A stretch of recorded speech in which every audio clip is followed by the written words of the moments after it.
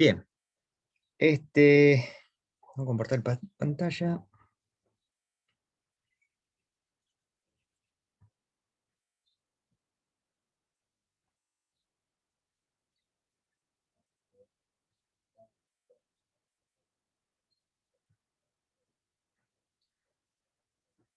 Bueno, hasta hoy en las dos clases anteriores habíamos visto el movimiento, la descripción del movimiento.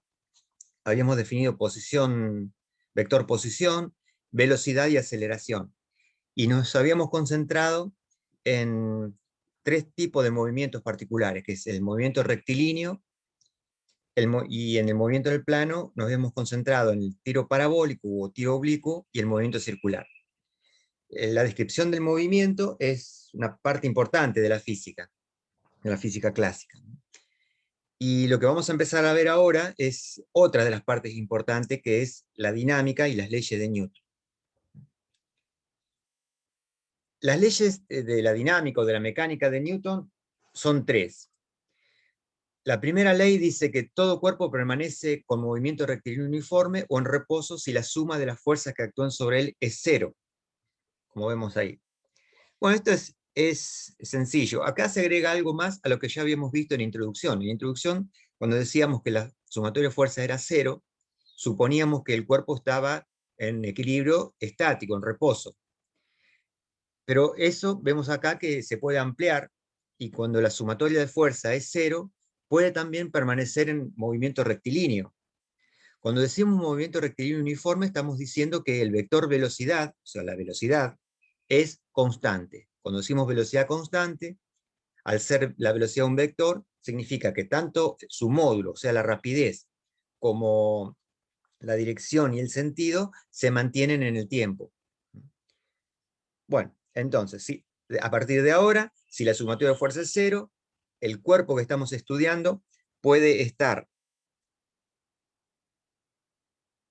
o en reposo o moviéndose con velocidad constante. Eso es lo que decía Newton.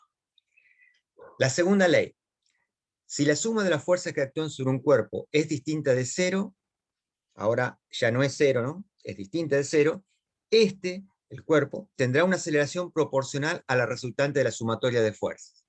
La masa del cuerpo es la constante de proporcionalidad. Bien, esto casi está pegado con la que vimos recién.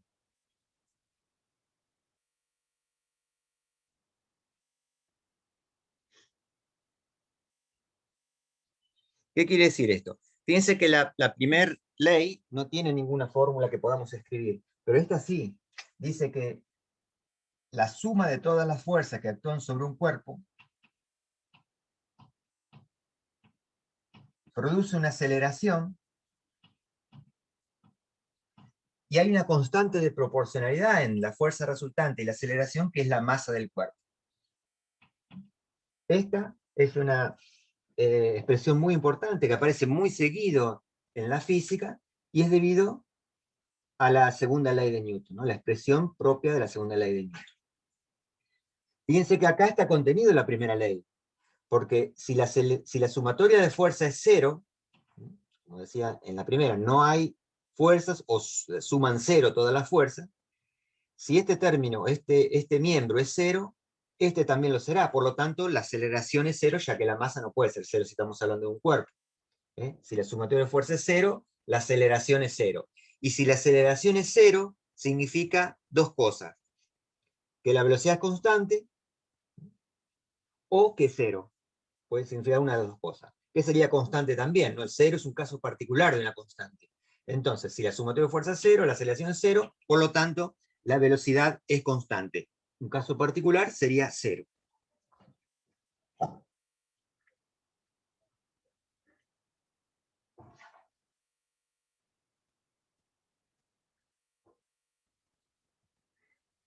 Bueno, y la tercera ley dice que cuando un cuerpo, es la que se llama ley o principio de acción y reacción. Dice que cuando un cuerpo A ejerce una fuerza sobre otro cuerpo B, o sea, el cuerpo B, ejerce sobre A una fuerza de la misma magnitud y dirección, pero con distinto sentido. Esta tercera ley tampoco tiene una expresión matemática, pero es muy importante a la hora de resolver los problemas, porque hay que tener bien claro cuáles son las fuerzas que actúan sobre un cuerpo particular que estemos estudiando. Entonces, cuando un cuerpo A ejerce a B una fuerza, B le ejerce a A una fuerza de igual magnitud y dirección, pero sentido contrario. Lo que hay que tener en cuenta acá es sobre quién están aplicadas esas fuerzas. Eso es importante porque si no nos vamos a confundir. A ver, vamos a hacer un pequeño ejemplo.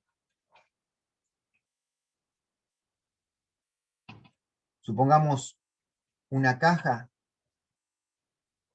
depositada en un plano horizontal que queremos mover. Entonces acá hay una persona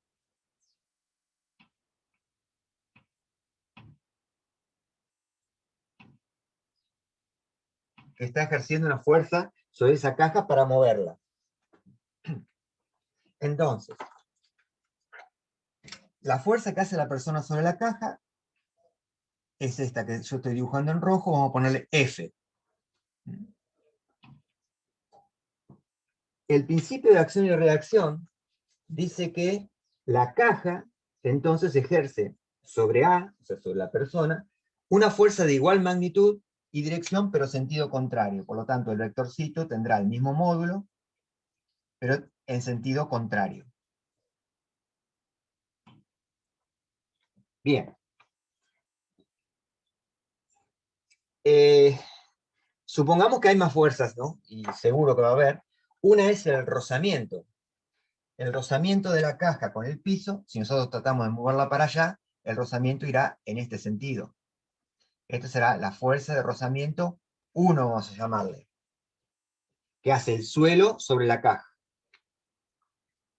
Y esta persona, sobre esta persona, actúa también una fuerza de rozamiento que va en este sentido. Fuerza de rozamiento 2. Ahora vamos a aclarar por qué en ese sentido. Pero olvidémonos por un momento de esta fuerza de rozamiento y vamos a estas dos. Fíjense que si no tenemos bien claro dónde están aplicadas estas fuerzas, el movimiento sería imposible de esta caja, si nos olvidamos de esta fuerza de rozamiento, ¿no? ¿Por qué?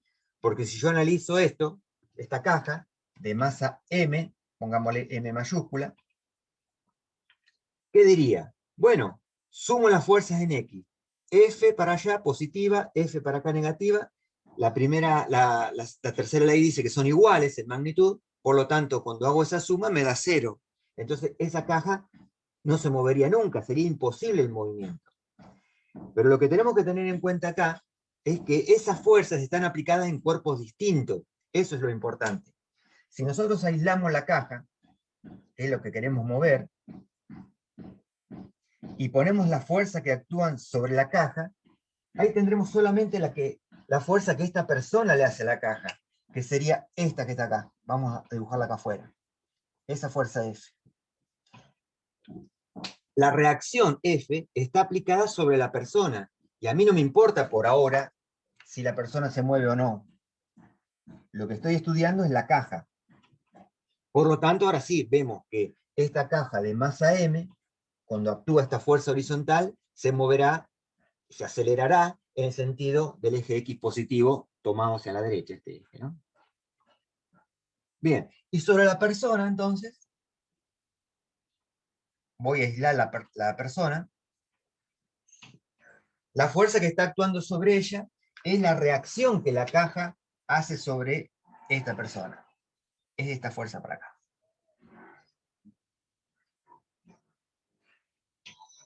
Pero eso está actuando sobre la persona de masa M, pongámosle así, M ahí, ¿no? O sea, acá estoy separando y estudiando como dos sistemas aislados.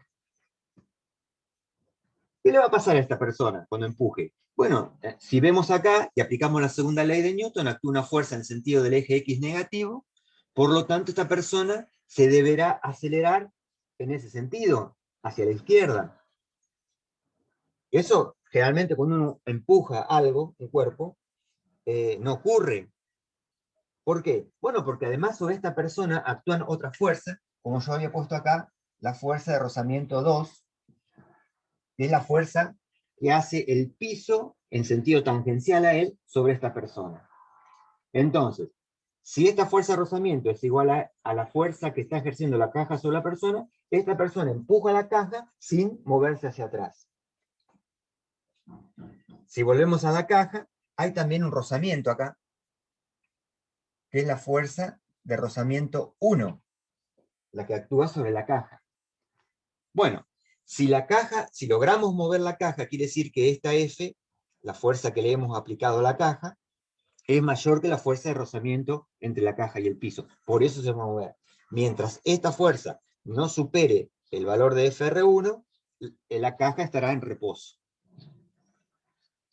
Bien, acá hemos puesto dos fuerzas que aparentemente no tienen su reacción. Por ejemplo, FR1 y FR2 son fuerzas, pero no son pares de acción y reacción. FR2 y FR1 no tienen por qué ser iguales, porque eso de qué va a depender la fuerza de rozamiento. Va a depender del tipo de superficie que está en contacto. Supongamos que esto sea una caja de madera y esto sea un piso común, de cemento. Entonces, va a depender del coeficiente de rozamiento entre la madera y el cemento. Y acá, si esta persona está en zapatilla, la fuerza de rozamiento 2 va a depender del coeficiente de rozamiento entre la goma de la zapatilla y el cemento. O sea que estas dos fuerzas no son pares de acción y reacción. ¿Y dónde se encuentran entonces las reacciones a esa fuerza? Bueno, las reacciones a esa fuerza están... Fíjense, ustedes tienen que preguntarse quién ejerce la fuerza. Acá, ¿quién ejerce esta fuerza? Es el piso ejerciendo esa fuerza sobre la caja. Por lo tanto, la reacción será la fuerza que la caja hace sobre el piso. Si ustedes se pudieran poner en lugar del piso y el piso sería capaz de sentir algo, sentiría que la caja lo raspa hacia allá, o sea, lo empuja en este sentido. Este sería FR1', vamos a llamarle, que es la reacción a la fuerza de rozamiento aplicada sobre la caja. Y acá pasa lo mismo. Sobre el piso está actuando la fuerza de rozamiento 2 en este sentido. Vamos a poner prima porque no es la misma, ¿no? Pero estos que están en rojo son las fuerzas de rozamiento que actúan sobre el piso. Si ustedes quieren estudiar el movimiento de la caja, esta fuerza no debe ser contemplada porque está aplicada en otro cuerpo, no sobre la caja, está aplicada sobre la tierra, si quieren. Entonces, cuando analizamos la aceleración que va a tener la caja cuando la movamos, solamente las fuerzas que actúan sobre él. Esto no va. Y nos podemos preguntar otra cosa. ¿Son las dos únicas fuerzas que actúan? No. Una caja tiene masa, por lo tanto, al estar en la Tierra, en un campo gravitatorio, tiene peso, es m por g. Y también, al estar apoyado sobre el piso no deja que esto caiga, se mueva verticalmente hacia abajo, entonces actúa la normal. O sea, la normal es la fuerza que el piso hace sobre la caja. El peso es la fuerza que la Tierra ejerce atrayendo a todos los cuerpos que están cercanos a ella hacia el centro, ¿no? Eso es el peso, fuerza que la hace el planeta Tierra sobre todo cuerpo que esté cercano a ella, ¿no? Bueno, entonces ahora sí, si ya nosotros estamos interesados en estudiar cómo será el movimiento de la caja, tenemos todas las fuerzas que actúan sobre ese cuerpo, lo hemos aislado, así se llama esto, aislar el cuerpo, y podemos aplicar la segunda ley de Newton. Diríamos, sumatoria de fuerzas en X sería la fuerza que aplicamos nosotros menos el rozamiento, y eso es igual a masa por aceleración en X. Y verticalmente vamos a tener la normal hacia arriba, positiva, menos el peso, m por g, y como en el eje Y esto no se acelera, no se mueve ni hacia arriba ni hacia abajo, esa sumatoria de fuerzas en Y va a dar 0. Bueno.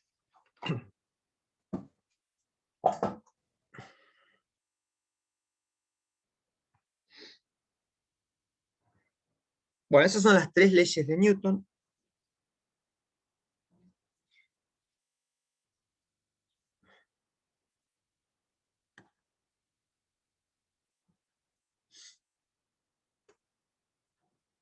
Bueno, vamos acá con algunos dibujitos, repasar un poquito lo que dice eso, ¿no?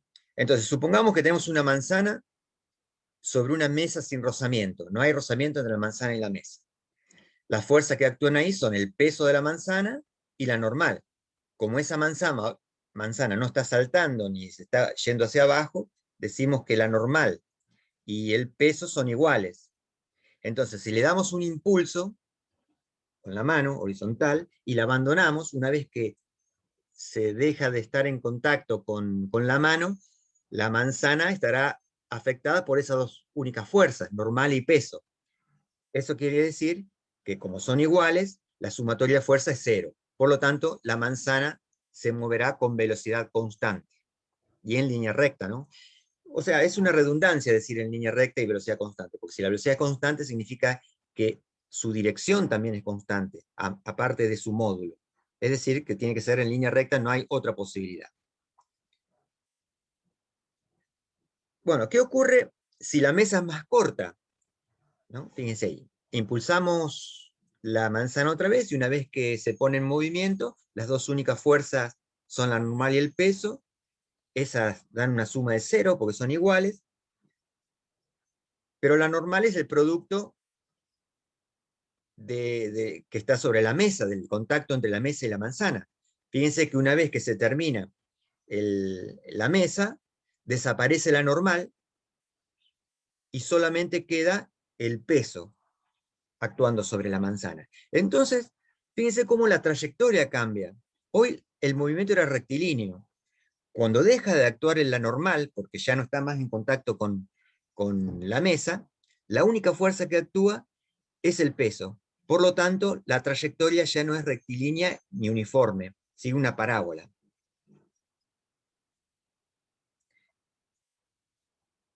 Y va a tener una aceleración además. Esa aceleración, si es libre, va a ser la aceleración de la gravedad. Bueno, ahí tenemos la fuerza F,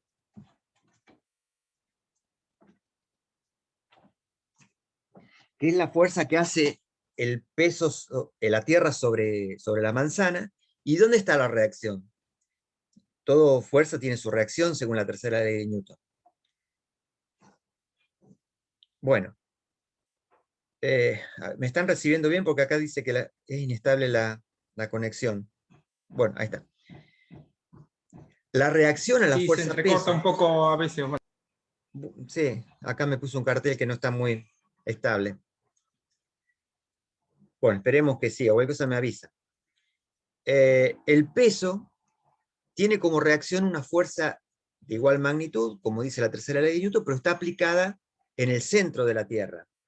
Esa que puse ahí como F' en el centro de la Tierra. ¿Por qué? Porque el peso es la fuerza que hace la Tierra sobre los objetos que están cercanos a ella.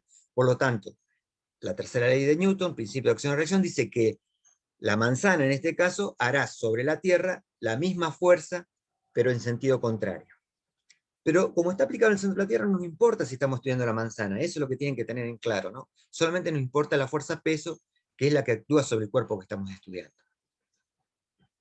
Bueno, entonces, cuando la manzana está en el aire, planteamos que sumatoria de las fuerzas que actúan sobre ella es la fuerza F, que es el peso, ¿no? Y esa es la segunda ley de Newton, ¿no?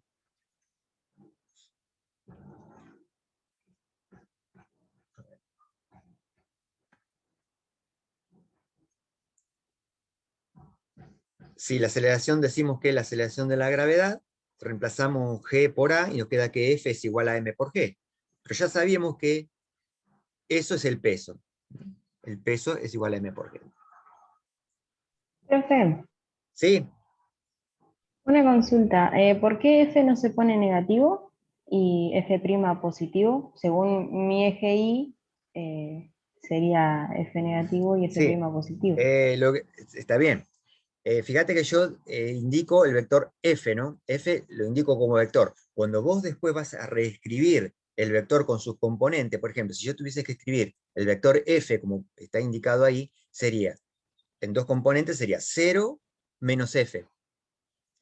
Ahí aparece el signo, cuando yo escribo en cada Claro, componente, en cada eje, ¿no? Cuando lo ahí escribo como está, sí. vector, ese vector puede tener sus componentes, algunas positivas, otras negativas, ¿no? En este caso particular, F será 0 menos F. Por eso si yo después hago el sumatorio de fuerzas en I nada más, ahí sí tengo que poner menos F, ¿entendés? Porque estoy hablando de la componente I. de la Claro, fuerza. ahí está. ¿Te das cuenta? Sí, sí, Cuando vos expresás gracias. como vector, siempre van positivos los vectores, ¿no? A menos que tenga que indicar que es contrario a algo, como indica acá. Por ejemplo, acá indico f es igual a menos f'. ¿Qué estoy diciendo con Claro, eso? Estoy diciendo que los dos vectores tienen igual módulo, pero además uno tiene sentido contrario al otro. Eso es lo que se indica cuando vos pones un signo menos al vector. ¿Está bien? perfecto, gracias. Ahora vamos a hacer algunos ejemplos y vas a ver que sí vamos a tener en cuenta, porque después no vamos a trabajar con el vector, vamos a trabajar con las componentes. Ahí sí vamos a tener en cuenta los signos. Bien. Bueno, esto pasa con un cuerpo que yo tomé en la manzana, pero podría ser otro cuerpo, cualquiera, por ejemplo, un baúl así puesto en el piso, ¿no?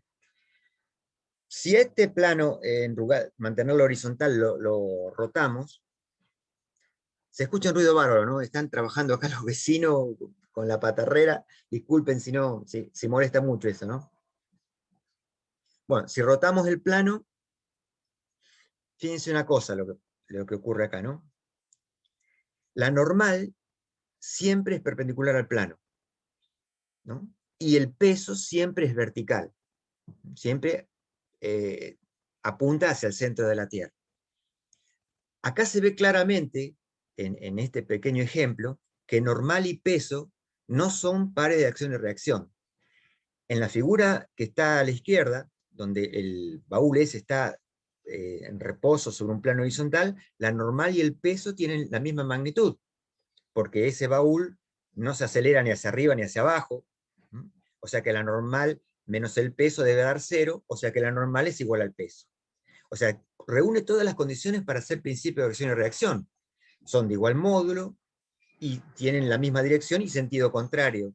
Sin embargo, se ve que un pequeño cambio que hagamos en el sistema, como inclinar un poquito el plano, hace que nos demuestre que la normal y el peso no son pares de acción y reacción.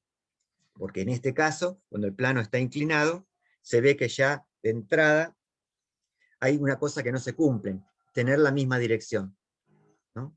N y P no tienen la misma dirección, entonces no pueden ser pares de acción y reacción. Bueno, si tomamos un sistema de ejes, siempre pasa lo mismo como hacíamos con cinemática, ¿no?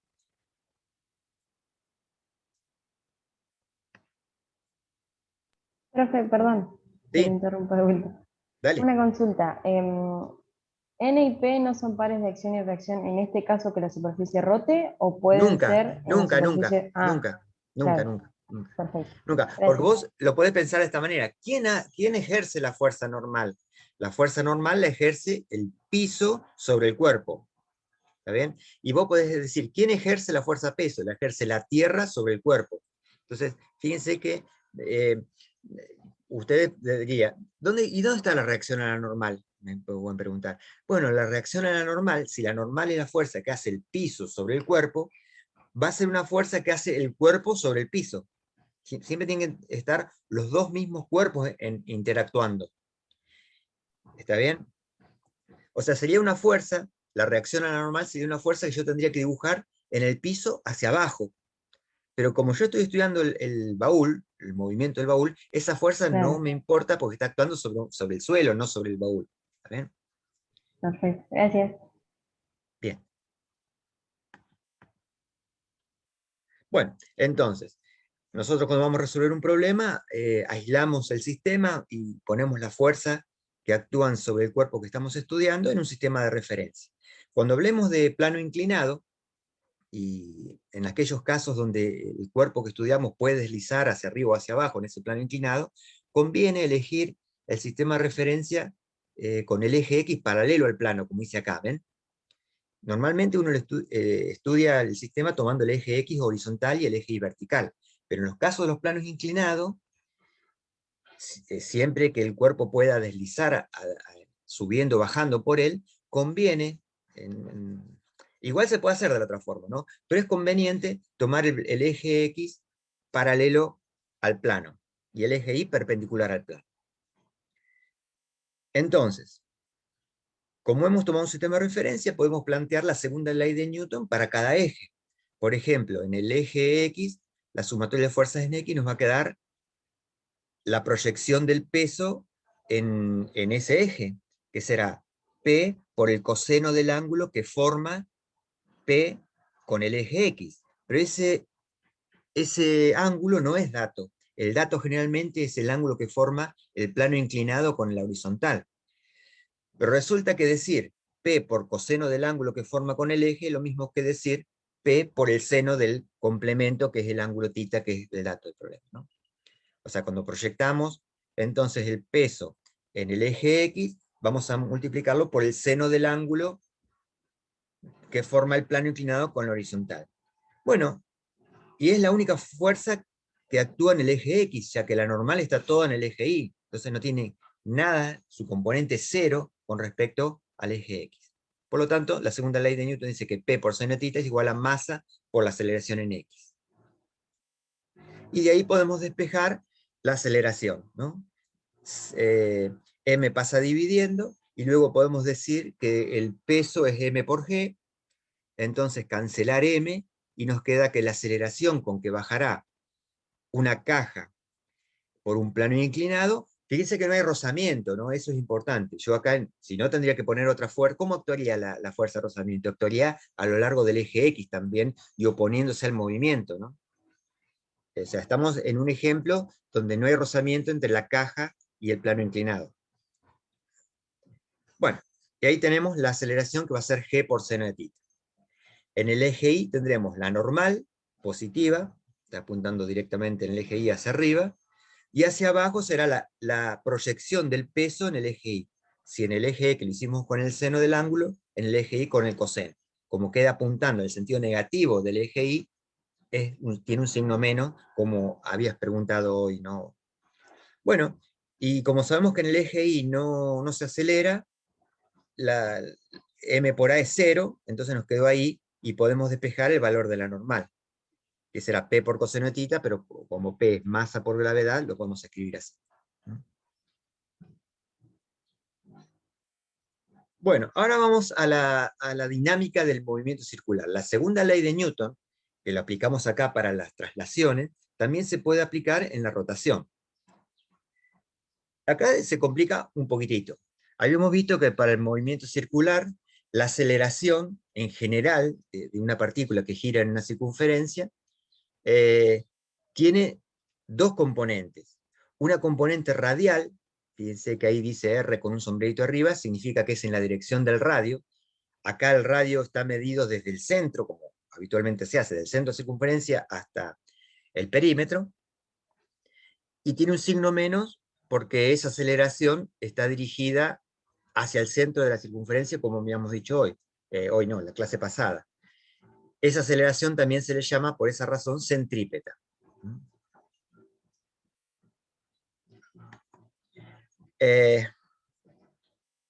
Bien, y después tiene un término tangencial, que es alfa por R, que esa es la aceleración aplicada en forma tangente a la circunferencia. Por lo tanto, cuando planteemos la segunda ley de Newton para un movimiento circular, la sumatoria de fuerza igual a masa por aceleración, tenemos que poner la aceleración total que tendrá un cuerpo en una circunferencia. Esto se puede separar en dos términos, ¿no? Porque esa sumatoria de fuerza va a dar un vector que tiene dos componentes, una componente radial y una componente tangencial. Por lo tanto, la sumatoria de fuerza tendrá que tener una componente radial y una componente tangencial. Entonces, cuando vamos a estudiar el movimiento circular, vamos a preocuparnos primero en hacer la sumatoria de fuerzas radiales, y esa sumatoria de fuerzas radiales va a ser igual a m por omega cuadrado por r. Fíjense acá que me olvidé del signo menos, en realidad no me olvidé, sino que hice algo que vamos a hacer habitualmente en los problemas, ¿no? No le pongo el signo menos a la componente radial, pongo m por omega cuadrado por r. ¿Qué significa eso? Que nosotros vamos a elegir un sistema de referencia radial centrado en el cuerpo y apuntando hacia el centro de la circunferencia. Eso es para evitar el signo menos en esa ecuación, ¿no? Bueno, omega cuadrado por r era la aceleración centrípeta, y como habíamos visto anteriormente, en la clase pasada, se puede escribir como b cuadrado sobre r también, donde b es la rapidez o módulo de la velocidad. Bueno, y la sumatoria de fuerzas tangenciales va a ser igual a masa por aceleración tangencial. O sea, cuando tenemos un movimiento circular, una partícula que gira en un movimiento circular, tenemos que hacer estudiar las dos componentes, la componente radial y la componente tangencial. Por ejemplo, supongamos un cilindro y un motociclista girando dentro del cilindro, algo así como el globo de la muerte, o bueno, el cilindro de la muerte sería acá. Bien, entonces hay puntos particulares, por ejemplo, el punto P, cuando está pasando por la parte superior, ahí vamos a tomar el eje tangencial.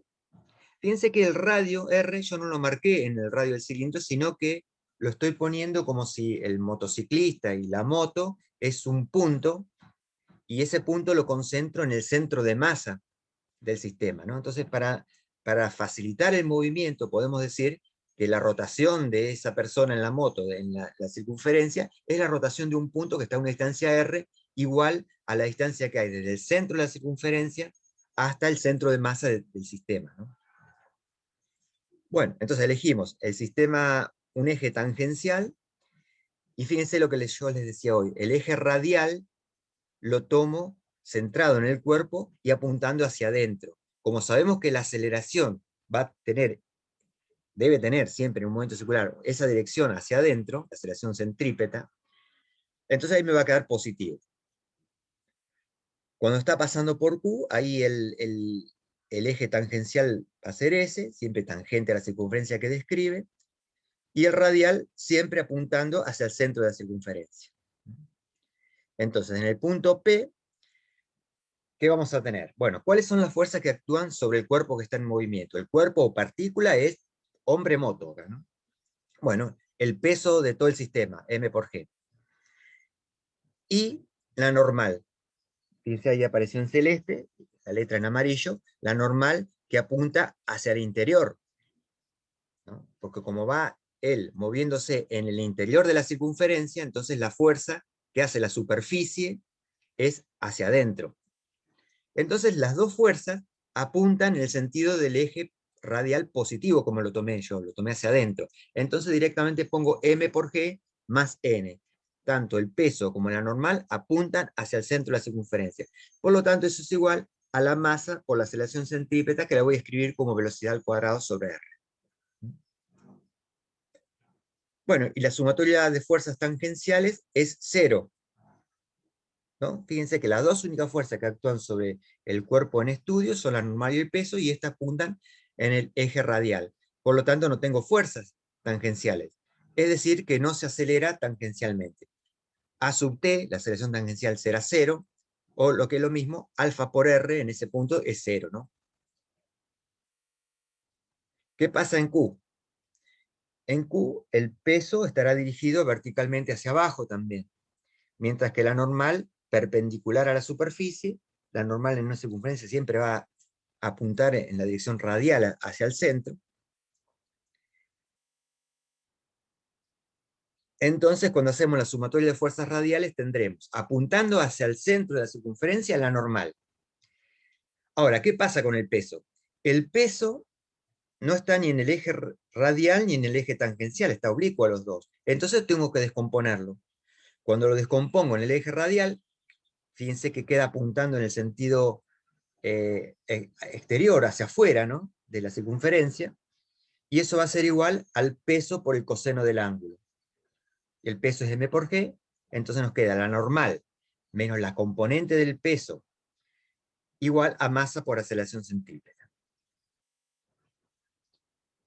La sumatoria de fuerzas tangenciales, acá sí tenemos fuerzas tangenciales, porque el peso, o sea, masa por gravedad, tiene una componente en la dirección tangencial y apunta en la dirección positiva del eje t, o tangencial.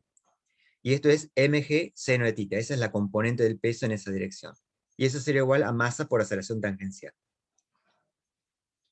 Por lo tanto, en el punto Q, ese motociclista tiene tanto aceleración centrípeta o radial como aceleración tangencial. En cambio, en el punto P solamente tenía centrípeta. Entonces, fíjense lo que decíamos en la otra clase. Siempre que haya movimiento circular, habrá aceleración centrípeta o radial. La tangencial puede existir o no, puede haber en una parte sí, en otra parte no, o nunca. Pero la centrípeta tiene que estar siempre presente. Bueno, ¿qué va a pasar en el punto M y en el punto N?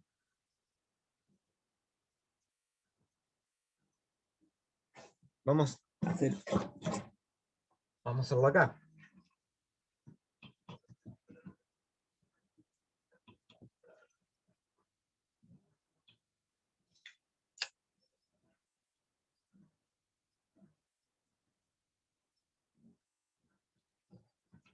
Bueno, este es el centro de la circunferencia. Vamos a hacerlo como una cajita, ¿no? No voy a dibujar la moto con la persona. Es una cajita, un punto, una partícula. ¿Cuáles son las fuerzas que están actuando acá? Bueno, el peso verticalmente hacia abajo, M por G. Y la normal. La normal siempre es perpendicular a la superficie, entonces, como decíamos hoy, en una circunferencia siempre apuntará hacia el centro. Esta sería la normal. Entonces, yo acá plantearía sumatoria de fuerzas en la dirección del eje radial, que siempre apunta hacia el centro. Ahí tendremos solamente la normal, ¿no? Ya que esto es perpendicular. La normal, entonces, va a ser igual a masa por aceleración centrípeta, que la voy a escribir como velocidad al cuadrado sobre el radio de la circunferencia, que es este, que está acá, ¿no? Acuérdense que no es el radio del cilindro que está girando, sino desde el centro hasta el centro de masa del cuerpo, ¿no? Bueno, y sumatoria de fuerzas tangenciales, ahí tendremos m por g, y esto es igual a masa por aceleración tangencial. Acá podemos simplificar m con m, por lo tanto, justo en ese punto la aceleración tangencial será igual a la gravedad. Bueno, ¿qué pasa cuando llegamos al otro lado? Punto N, no sé cómo lo había llamado, acá. Acá tengo el cuerpo, tenemos la normal hacia adentro y el peso verticalmente hacia abajo. Ahora, fíjense cómo veníamos disponiendo el eje tangencial. Estaba en el sentido que se produce el giro, ¿no? Acá iba hacia la izquierda, acá va hacia abajo, ¿no? Por acá iba así, y acá el eje tangencial va hacia arriba. El eje tangencial va hacia arriba, y el eje radial hacia adentro, como siempre. Entonces, cuando planteen sumatoria de fuerzas tangenciales acá, ¿qué vamos a poner? Acá vamos a poner sumatoria de fuerzas tangenciales es igual. Si aquel es el sentido positivo, acá entonces NG aparece como negativo. Y esto es igual a masa por aceleración tangencial. M con M se simplifica, por lo tanto, en ese punto, cuando está pasando por esa posición exactamente, la aceleración tangencial vale menos G. O sea, se va a ir frenando, ¿no? En cambio acá la aceleración tangencial vale G, se va a ir acelerando hacia abajo. Acá va moviéndose hacia arriba, pero frenándose. Bien.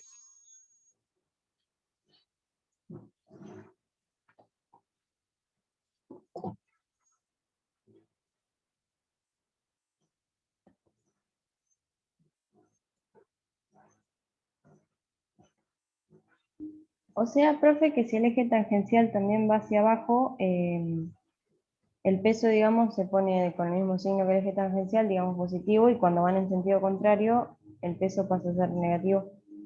Claro, porque yo el eje tangencial lo tomé siguiendo el movimiento, tangente por supuesto, y siguiendo el movimiento de ese cuerpo, ¿no? El que sería en sentido Claro. antihorario, ¿no? Por eso, entonces en Y M, el peso está en ese sentido. Fíjense que en M queda hacia abajo el eje tangencial y el peso está en el mismo sentido, por lo tanto es positivo. En cambio en N, en el otro lado, el eje tangencial irá para arriba y el peso va hacia abajo, por eso queda negativo ahí, ¿no? Bien.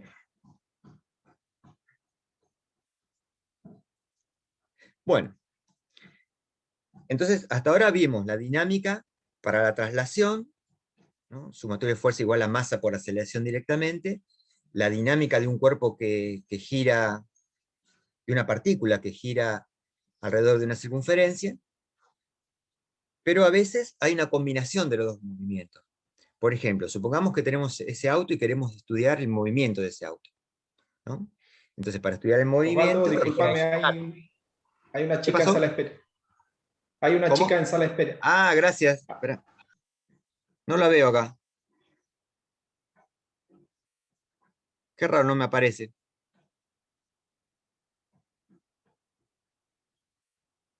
A ver, espera, esperen un cachito, voy a dejar de compartir. Ah, ahora sí. Ahí está. Gracias, Rubén. Ahí está.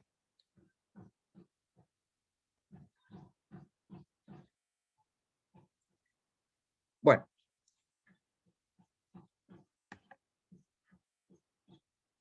Entonces, para estudiar el movimiento del auto, eso no es una partícula. Nosotros cuando habíamos visto vector posición siempre se refería a una partícula. Entonces, bueno, podemos estudiar el movimiento de traslación de ese auto tomando un punto cualquiera, por ejemplo ese, y este va a ser el vector posición. O también podríamos haber tomado un punto por ahí arriba, atrás, y este será el vector posición. Cuando el auto se mueve, esos puntos que hemos elegido ahí se han movido también. Este va a ser el nuevo vector posición del primer punto, y ese será el desplazamiento entonces. La posición 2 menos la posición 1. Esta va a ser la posición del punto que elegimos en la parte trasera del auto, y este va a ser el desplazamiento. Lo que se observa ahí es que si el sólido ese, que sería el auto, se desplaza, tanto un desplazamiento como el otro es el mismo, es el mismo desplazamiento. Entonces, ese auto lo podemos tomar como una partícula. Cualquier punto de él que consideremos sufre el mismo desplazamiento. O sea, podríamos tomar un punto en la parte delantera del auto y el desplazamiento va a ser el mismo que cualquier otro punto del auto. Entonces, ahí el auto se transforma en una partícula, ¿no? Fíjense que partícula no significa, porque uno cuando dice partícula piensa en algo muy, muy pequeño, un punto. No significa eso. Significa partícula que con un solo vector posición ya es suficiente para identificar su posición, ¿no? Entonces, si estudiamos el desplazamiento del auto, da lo mismo tomar un punto adelante, un punto atrás, un punto en el medio. El desplazamiento de todos ellos va a ser el mismo. O sea, elegimos un punto y listo. Pero acá el movimiento, además de traslación, hay otros movimientos más complicados, ni hablar de lo que está pasando dentro del motor. Pero la rueda, por ejemplo, cuando el auto ese se traslada, la rueda se traslada junto al auto también, pero también va girando alrededor del eje. Es decir, que si ustedes se concentran en un punto de la rueda, por ejemplo ese, cuando la rueda gira, el punto seguiría esa trayectoria. O sea, ¿qué movimiento está efectuando ese punto? Está efectuando un movimiento de traslación en conjunto con todo el auto, pero además un movimiento de rotación alrededor del eje. La composición de los dos movimientos da la trayectoria que queda indicada ahí. Esa curva extraña, ¿sí, no? Un cicloide se llama, ¿no? Bueno, ese movimiento compuesto de traslación y rotación se llama rototraslación. Es un movimiento de rototraslación. Rota y traslada. Bueno, entonces, cuando vamos a estudiar un cuerpo que solo se traslada, es suficiente expresar la segunda ley de Newton de esta manera. Sumatoria de fuerza igual a masa por aceleración. Ustedes eligen ahí un eje X, un eje Y, y esa sumatoria de fuerza, como vector está puesto ahí, saben que se descompone en dos. Una sumatoria de fuerza en X va a ser igual a masa por aceleración en X, y sumatoria de fuerza en Y igual a masa por aceleración en Y. En el caso del ejemplo este del plano inclinado, la sumatoria de fuerzas en Y va a ser 0. Cuando tenemos un cuerpo que solo rota alrededor de un eje, ahí podemos aplicar la segunda ley de Newton, es igual a sumatoria de torques igual a I0 por alfa, ¿no? Fíjense, cambiamos fuerza por torque. ¿Se acuerdan que en Introducción a la Física decíamos que un cuerpo estaba en equilibrio cuando el sumatorio de fuerza es cero, pero además cuando el sumatorio de torques es cero? Cuando el sumatorio de torques es cero. Eso nos aseguraba que el cuerpo no rotaba. Ahora, entonces, si el cuerpo rota, la sumatoria de torque no va a ser cero, sino que va a ser igual a I0 por alfa. Esta que está expresada ahí es la segunda ley de Newton para la rotación. Sumatoria de fuerza se cambia por sumatoria de torque, la aceleración A, la aceleración lineal, se cambia por la aceleración angular, y la masa se cambia por algo que se llama momento de inercia, lo que ahí figura como I, ¿no? Fíjense que dice I respecto a O, I sub O, o sub 0. Eso sería el momento, correctamente sería el momento de inercia del cuerpo respecto a un eje que pasa por el eje, por el punto de rotación, ¿no? Por el punto del eje o sea, momento de inercia respecto al eje de rotación. Eso sería I sub 0. El I sub 0, o el momento de inercia, tiene que ver no solamente con la masa del cuerpo, sino cómo está distribuida la masa del cuerpo alrededor del eje que está girando. O sea, no es lo mismo que sea una esfera que sea un cilindro, aunque tenga la misma masa.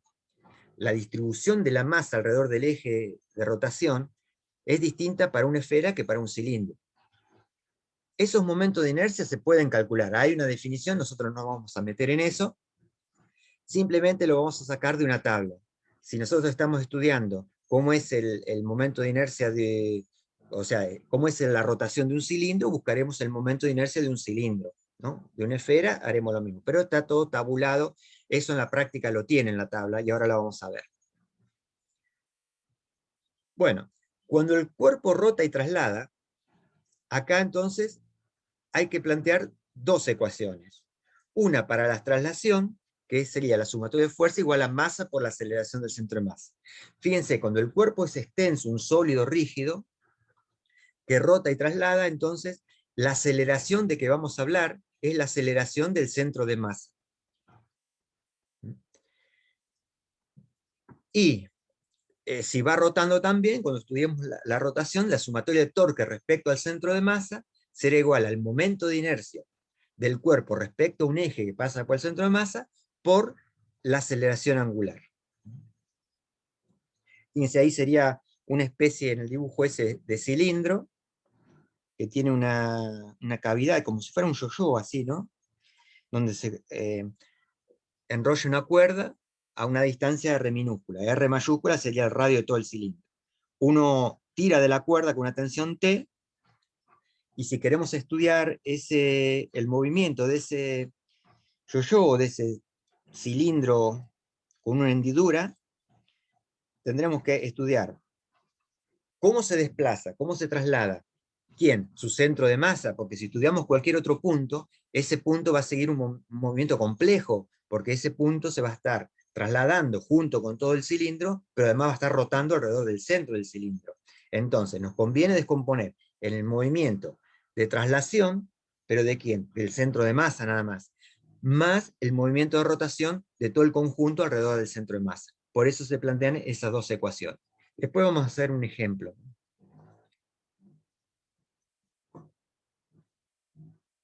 Bueno, acá yo les decía, esta es una tabla que se encuentra en los libros, donde nos da el momento de inercia respecto a distintos ejes de rotación. Por ejemplo, fíjense, el A y el B son dos varillas distintas. Si la varilla está girando en un eje perpendicular a ella, que pasa por el centro de masa, el momento de inercia vale un doceavo de la masa por la longitud de la varilla al cuadrado. Si está girando alrededor de un extremo, será un tercio de m por L cuadrado. ¿Qué pasa si atravesamos, muchas veces, si es una varilla que va rodando por un plano inclinado, ¿no? Un cilindro, sería un cilindro, ya iríamos al caso F, donde el momento de inercia respecto a ese eje es un medio de mr cuadrado, ¿no? O sea que todo depende no solamente del cuerpo, sino cómo está ubicado el eje de rotación que estamos estudiando. Pero todo eso está tabulado, no hace falta calcularlo.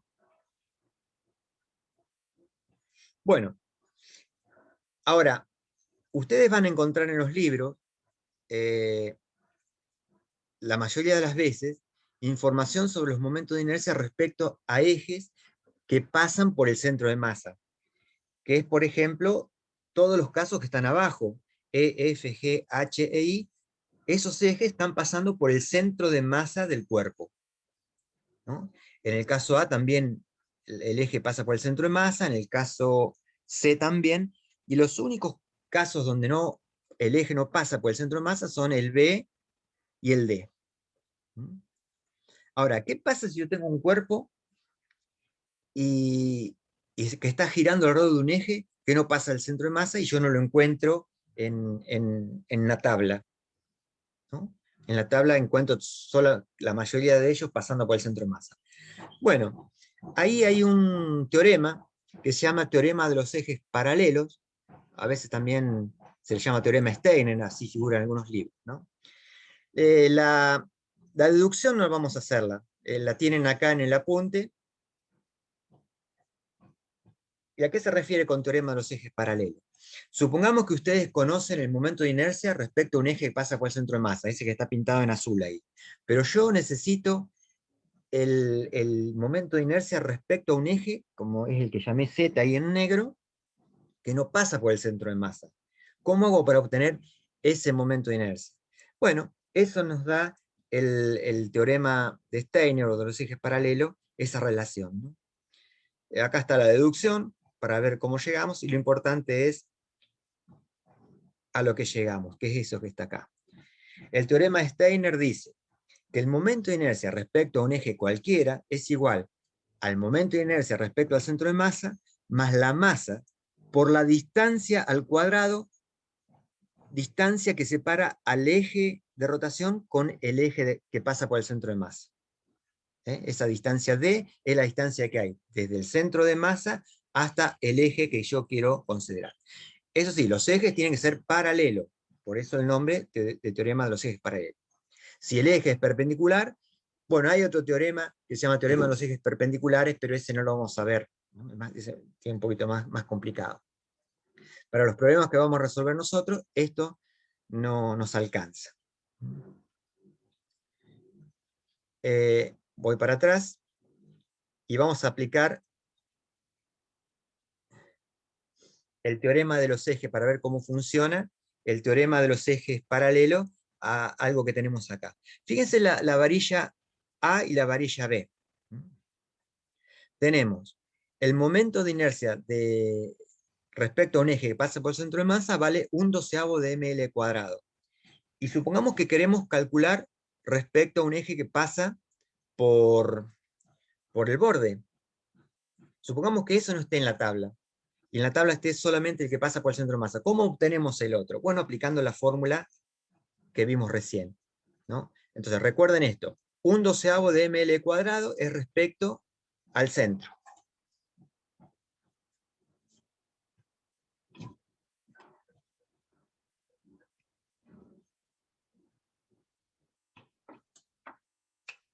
Entonces tenemos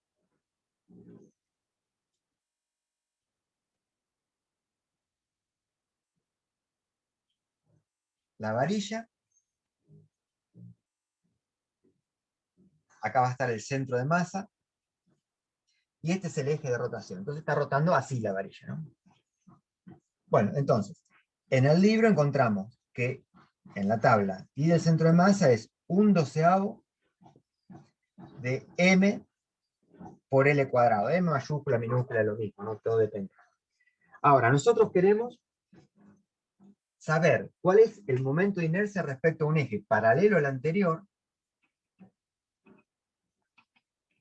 pero que pasa por acá, por el punto, supongámosle O. Entonces, ¿cuánto vale I respecto a un eje que pasa por O?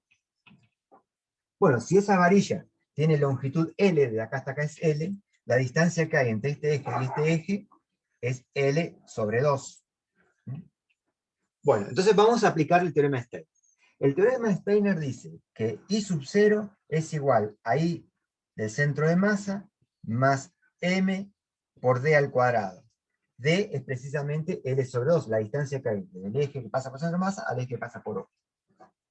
Bueno, entonces decimos I sub 0 es igual. Y del centro de masa en la tabla encontramos 1/12 de ml cuadrado. Más el teorema de Steiner dice que tenemos que sumarle m por la distancia al cuadrado. La distancia es L sobre 2. Entonces, eso va al cuadrado. L sobre 2 al cuadrado. Eso nos quedaría L al cuadrado sobre 4. ¿Se ve acá abajo? Sí, sí. Y 0 entonces va a ser igual. Fíjense que aparece ml cuadrado y ml cuadrado. Lo podemos sacar factor común. Entonces va a quedar 1/12 más 1/4 de ml cuadrado. Bueno, sacamos 12 común denominador. 12 dividido 12, 1 por 1, 1. Más 12 dividido 4, 3 por 1, 3. ml cuadrado.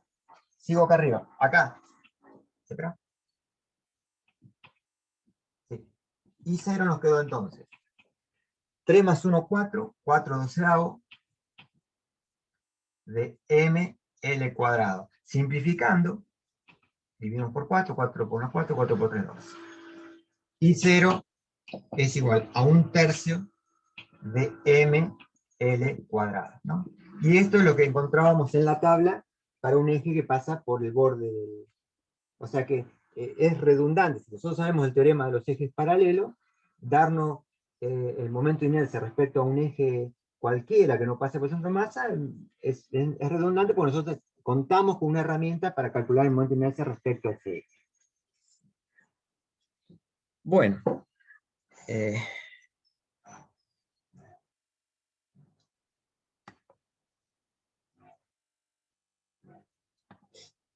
Bien.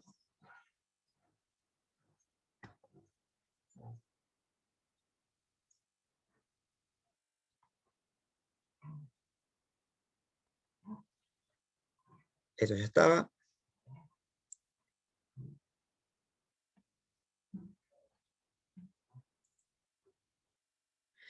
Bueno.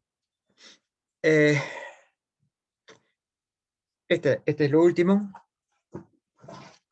Cuerpo que rueda sin deslizar. Nosotros sabíamos que cuando vimos el movimiento circular de una partícula que giraba en una circunferencia, que la velocidad se podía escribir como la velocidad tangencial, como la velocidad angular por el radio. Lo mismo la aceleración tangencial, era la aceleración angular por el radio, ¿no? Pero eso es una partícula que gira en una circunferencia. Ahora, cuando tenemos un cuerpo que va rodando sin deslizar, o sea, sin resbalar, vamos a encontrar la siguiente relación entre la velocidad del centro de masa y las velocidades angulares y las aceleraciones, ¿no?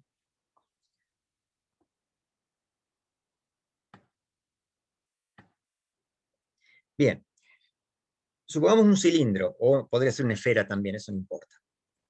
Cuando ese cilindro rota un pequeño ángulo θ, fíjense que... Profesor, ¿Sí? ¿Escucho? hay una chica en espera. Sí, recién la dejé entrar, a ver si... Esperen un cachito, discúlpenme. No, ahí se está uniendo.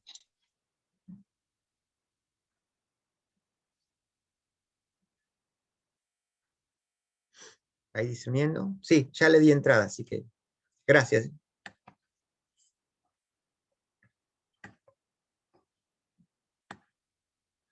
Bien, entonces, cuando ha girado un pequeño ángulo θ, ese cilindro, la superficie del cilindro que ha estado en contacto con el suelo será S. Y por la relación que hay entre arco y ángulo girado, ¿no? Geométricamente, S es el arco girado, es igual a R por el ángulo, R por θ, ¿no? Esa relación de la geometría. Fíjense una cosa, ¿cómo sé que eso es válido? Ustedes conocen el perímetro de una circunferencia. El perímetro de una circunferencia vale 2π por radio, ¿no? Entonces, cuando ese cilindro dé una vuelta completa, θ vale 2π, ha girado 2π radianes. Por lo tanto, ahí nos aparece que ese es 2π por radio. O sea, giró una vuelta completa, es decir que es como que desenrollamos todo el perímetro y lo pusimos a lo largo del eje X. Bueno, entonces, S es R por tita.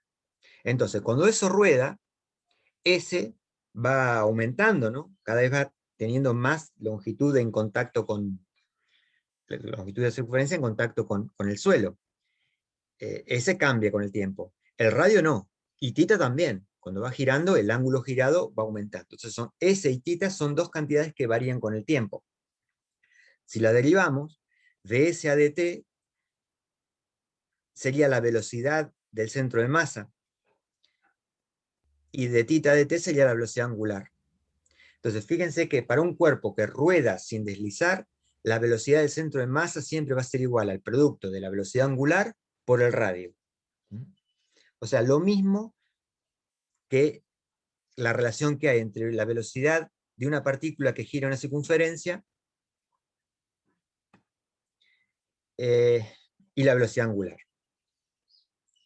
Bueno, si volvemos a derivar, se obtiene la relación que hay entre la aceleración del centro de masa y la aceleración angular.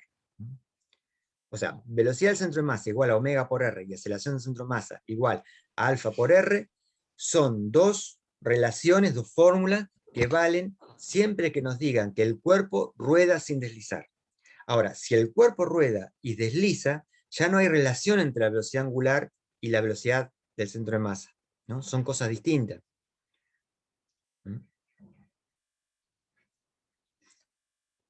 Bueno, problemas resueltos no lo hacemos a la tarde.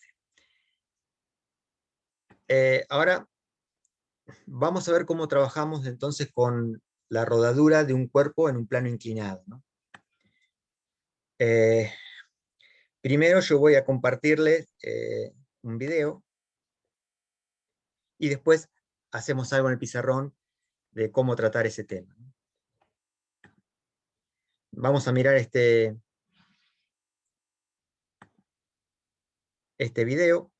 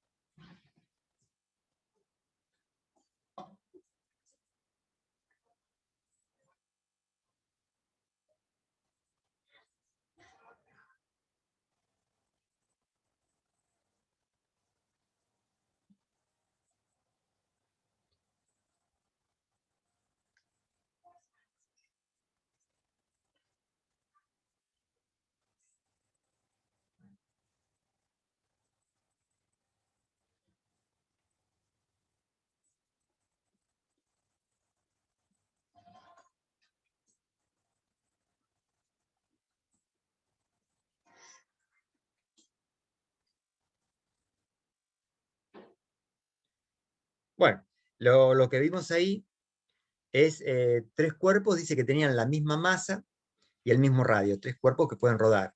Era una esfera, un cilindro y un anillo o aro, ¿no? Bueno, y fíjense que en una carrera de tres cuerpos como esos, de igual masa, igual radio, hay una diferencia. Se ve ahí en el video ese que la esfera le gana al cilindro y este le gana al anillo, al aro.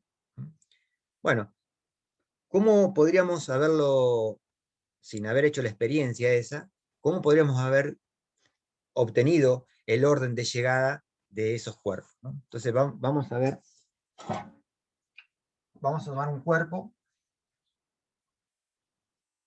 un plano inclinado, el ángulo tita y, qué sé yo, por ejemplo, el cilindro.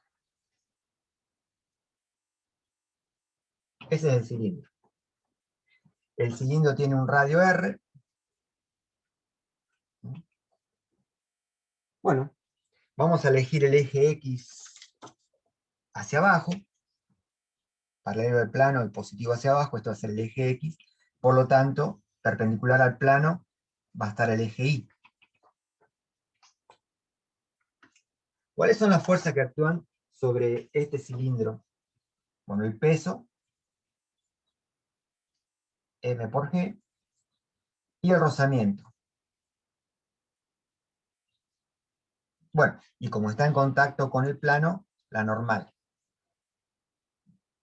Esas serían las fuerzas. Ahora, en ningún lado, ¿por qué digo rozamiento?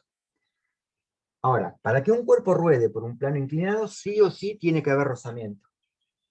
¿Qué ocurriría si entre este cuerpo y el plano no hubiese rozamiento? ¿Qué le pasaría? El cuerpo solamente deslizaría. Para que pueda rotar, tiene que haber un rozamiento que es la que proporcione el torque necesario para que el rozamiento se produzca.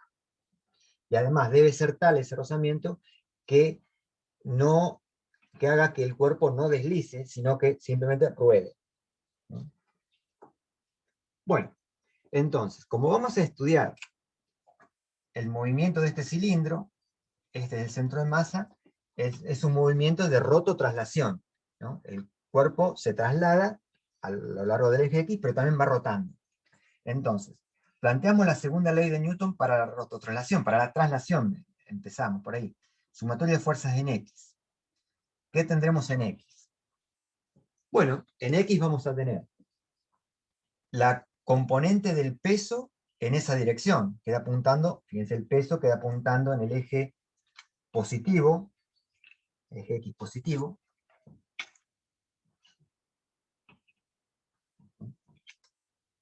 Tendría que multiplicar M por G por el coseno de este ángulo. Pero como el dato es el del plano inclinado, en lugar de hacerlo por el coseno de este ángulo, va por el seno del ángulo θ. Seno de θ. Muy bien.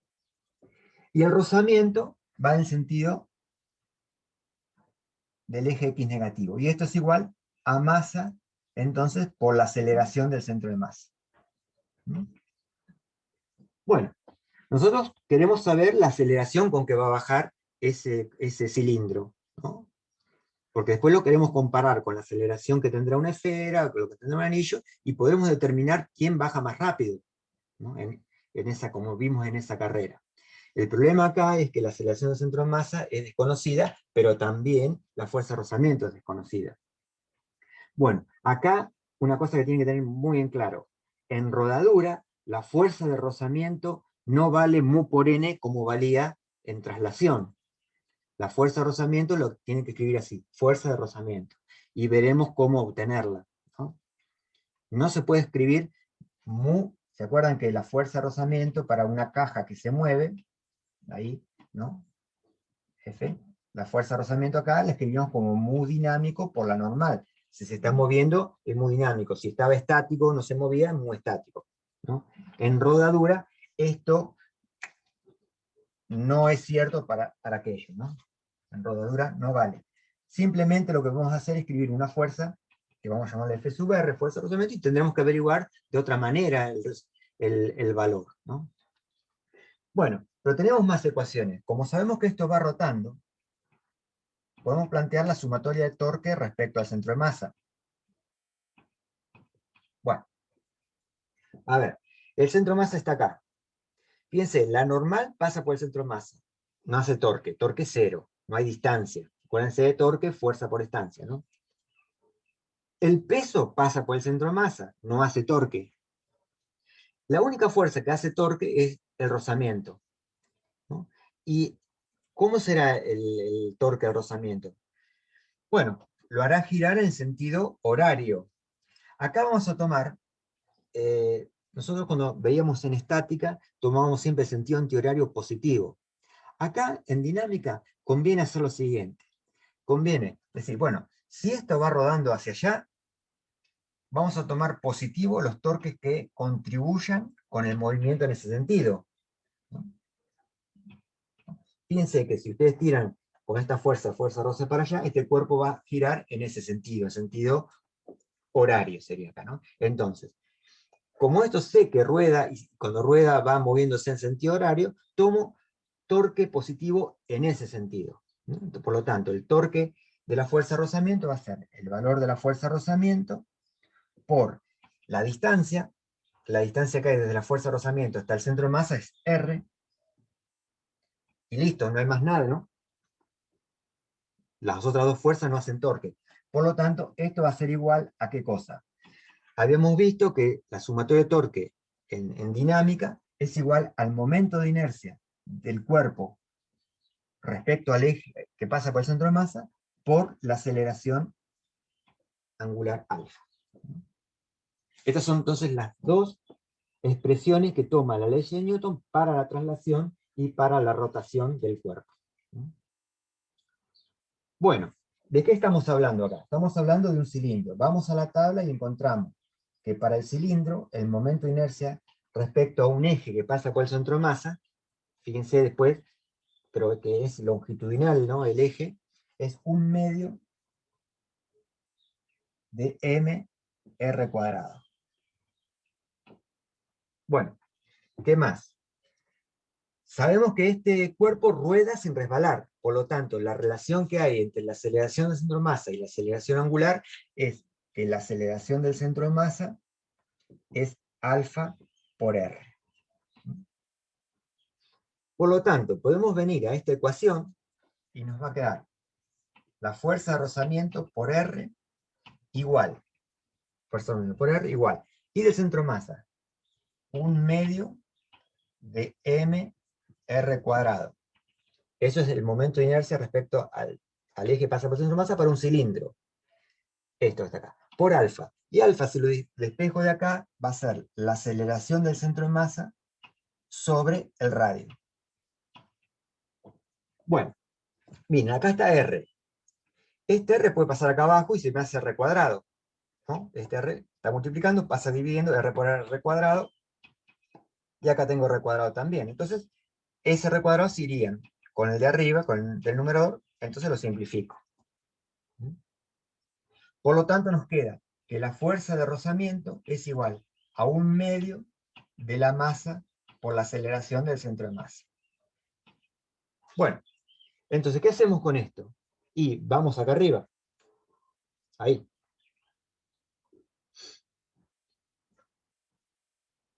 Vamos a la expresión que tenemos acá arriba, y ya la fuerza de rozamiento la podemos reemplazar por esto. Nos quedaría m por g seno de θ menos 1/2 de m por la aceleración del centro de masa igual a masa por aceleración del centro de masa. Queremos saber la aceleración del centro de masa. Entonces, bueno, en esta ecuación vemos que aparece la masa acá, aparece la masa ahí y aparece allá también. Por lo tanto, podemos simplificarla. Si este término, 1/2 de la aceleración del centro de masa negativo, lo paso al otro lado, pasa sumando, y quedaría 1/2 más 1, que sería 3/2, 1/2 más 1 sería 3/2 de la aceleración del centro de masa, igual a g por seno de θ. Entonces, de acá podemos decir que la aceleración con que bajará ese cilindro es 2/3 de g por el seno de θ.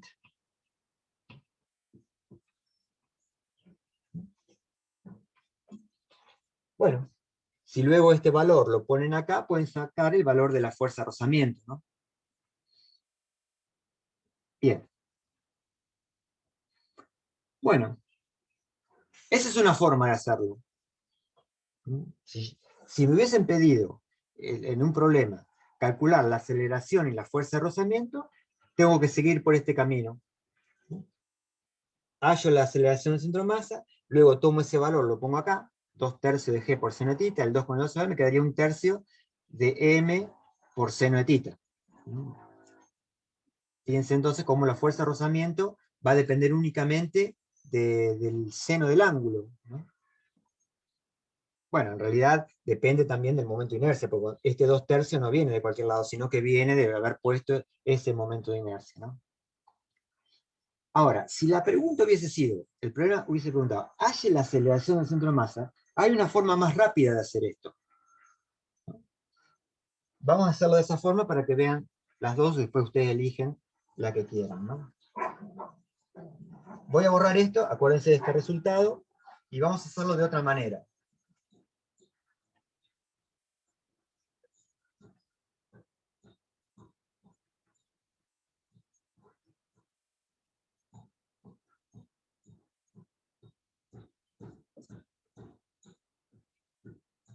Bueno, la otra manera va a ser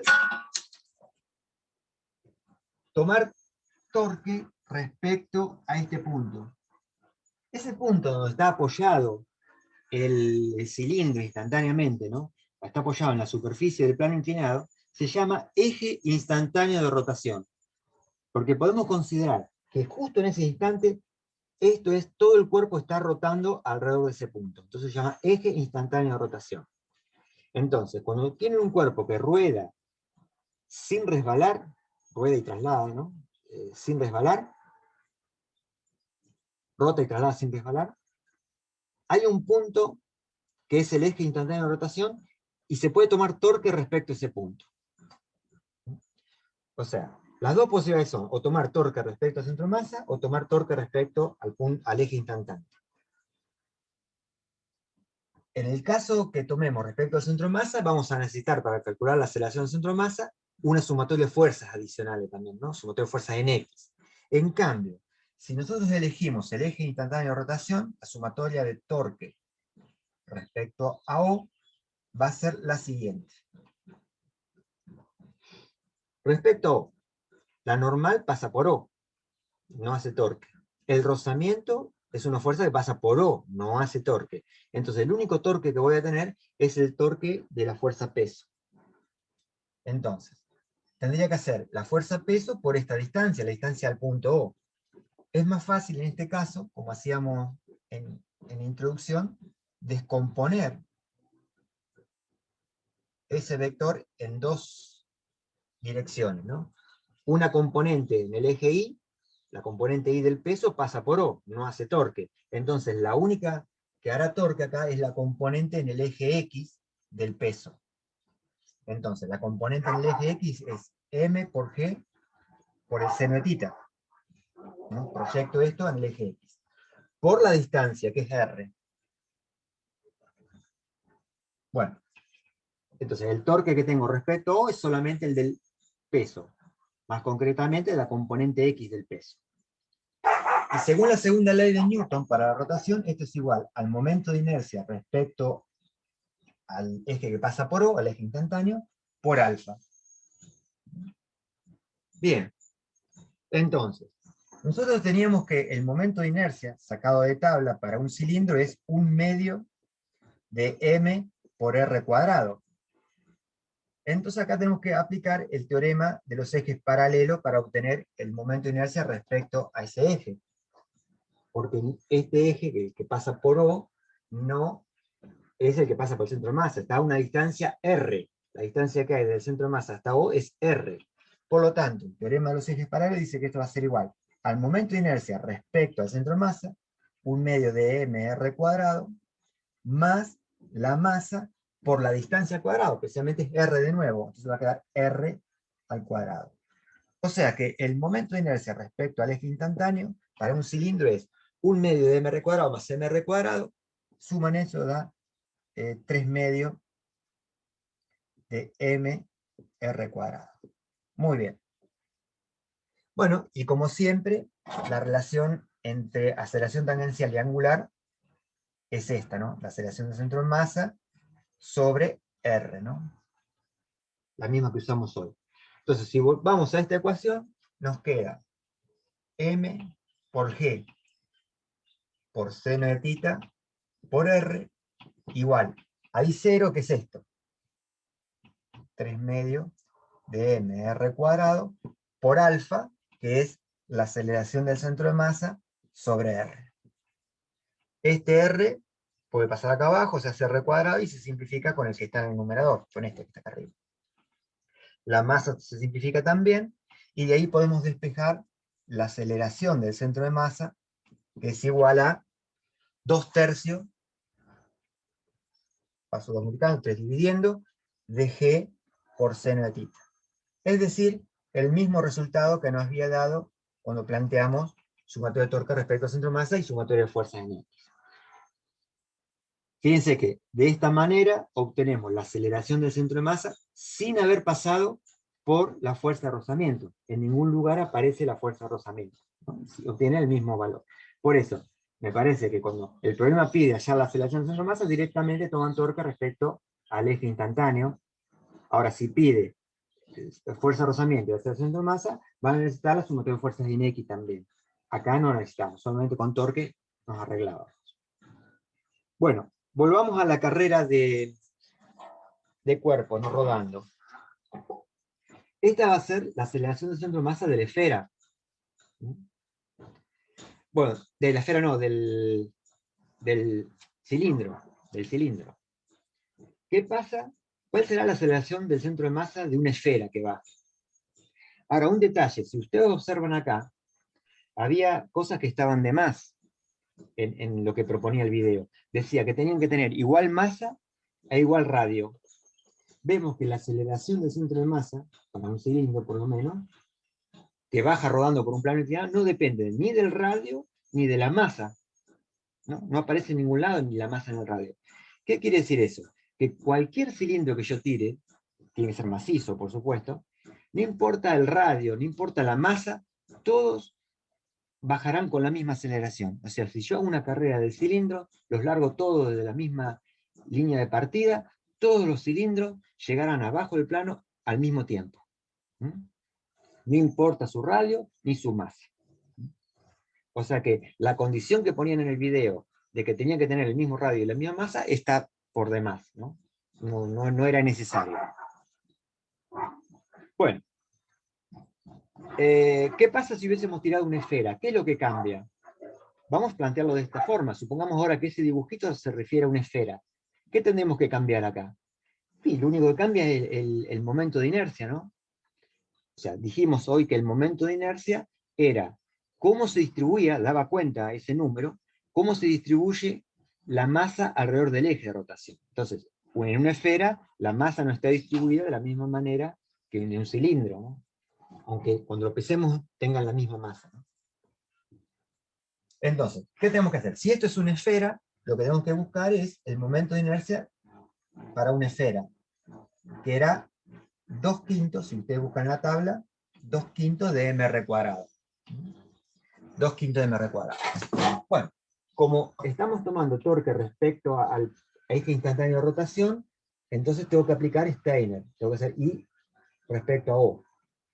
Entonces acá va el momento de inercia respecto de la esfera, respecto al centro de masa, que es 2/5 de mr², y acá tengo que hacer la cuenta, 5.567, quedaría acá 7/5 de mr². Eso lo tengo que poner acá. Esto sería 7/5. Y bueno, pasa lo mismo. Entonces, esto era para el cilindro. Y para la esfera, entonces nos va a quedar la aceleración del centro de masa es igual. Si despejamos de acá, 5/7 de G por seno de θ. Fíjense que para la esfera llegamos a una conclusión parecida a la de para el cilindro. No va a depender ni del tamaño, o sea, del radio de la esfera, ni de su masa. Todas las esferas van a bajar con la misma aceleración.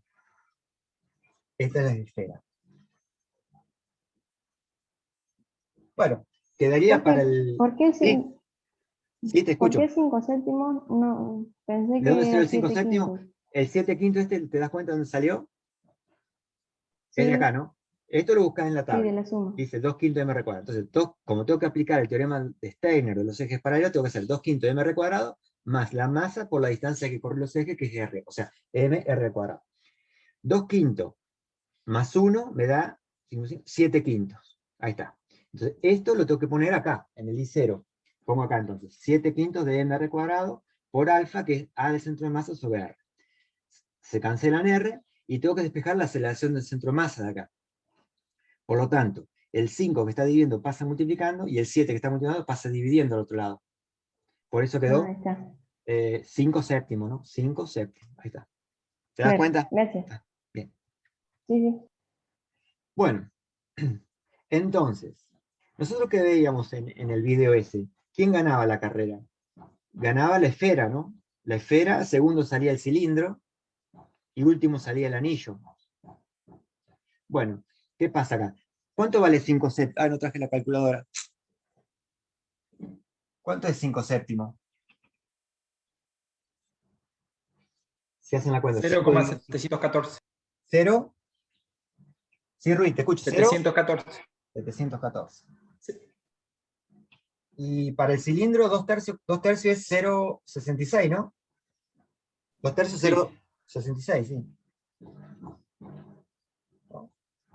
Fíjense, G seno de tita, como el ángulo es el mismo para los dos, vale siempre lo mismo. G, por supuesto, y seno de tita también, entonces. Entonces, el que define quién tiene mayor aceleración es el número que va acá adelante.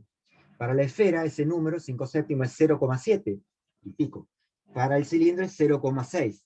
Es decir, que la esfera baja con mayor aceleración que el cilindro. Por eso, en lo que veíamos en el video, la esfera le gana al cilindro, ¿no?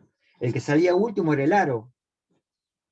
Bueno, el aro o anillo debe tener una aceleración menor. ¿Cómo haríamos para el anillo? De nuevo, repetiríamos todo esto. Tenemos que buscar para el anillo o aro, el momento de inercia respecto al centro de masa vale 1/2 de m cuadrado. Por lo tanto, acá pongo 1/2 de m cuadrado. Acá va a quedar 1/2 más 1, 3/2. Ese lo traigo acá. Me queda 3/2.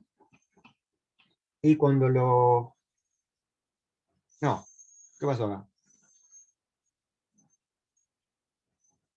No, es que me confundí, estoy poniendo de nuevo el... No, está mal. Es m cuadrado nomás. Para el anillo es el momento de inercia respecto al centro de masa, m cuadrado. 1/2 de m cuadrado era el cilindro. Ahí está, m cuadrado. Por lo tanto, cuando hacemos el I respecto al eje instantáneo, es m cuadrado, este valor, más m cuadrado. Esos son 2m cuadrado. Por lo tanto, acá tenemos que traer 2m cuadrado. Y cuando despejamos la aceleración del centro de masa, este 2 pasa dividiendo, entonces nos va a quedar que la aceleración del centro de masa es 1/2 de g por seno de tita. Esto para el anillo. O sea, esto vale 0,5. Entonces, como g seno de tita es común para todos, lo que define la aceleración que tienen es el coeficiente que aparece ahí. La esfera 5 séptimos, 0,7, para el cilindro 2 tercios, que es 0,66, y para el anillo 0,5. Es el que menos aceleración tiene, ¿no? Por eso veíamos en el video que la esfera le ganaba al cilindro, y el cilindro le ganaba al anillo. Bueno. Esto es entonces el tema rototraslación, un cuerpo que rota y traslada. ¿Alguna pregunta? No. Bueno, a la tarde vamos a hacer algunos problemas entonces, a la 1. Y también pueden consultar sobre los problemas anteriores si quieren. Si quedan dudas sobre los problemas anteriores, podemos hacer la consulta, ¿no? Bueno.